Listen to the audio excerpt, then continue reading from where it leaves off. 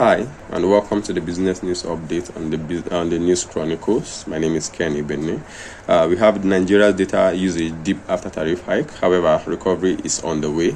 Now, following the 50% hike in Telecom tariff approved by the NCC in January, national data usage fell from over 1 million terabytes to 893,054.80 terabytes in February.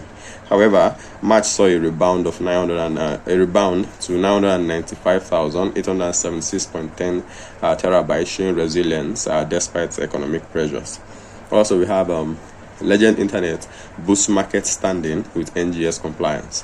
Now, Legend Internet PLC has met the NGS 20% free float requirement, ensuring its continued listing on the main board. However, this move aligns with its broader goal to expand digital infrastructure access across several areas in Nigeria. We also have oil prices. Oil prices crashed below $60 per barrel and threatens Nigeria's 2025 budget. Now, with crude oil prices dipping below 60% per barrel, Nigeria's over 75 trillion naira budget faces revenue risks. Now, recovery depends on either a global price rebound or a production surge, of which we are all uncertain of for now.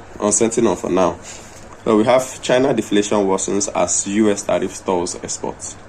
Now, China is grappling in rising deflation risks as export restriction forces surplus goods into the domestic market. Now, this is piling pressure on economic prices and long-term growth. Stay informed. Share and comment. You can also visit our website www.thenews-chronicle.com for more updates. See you next time.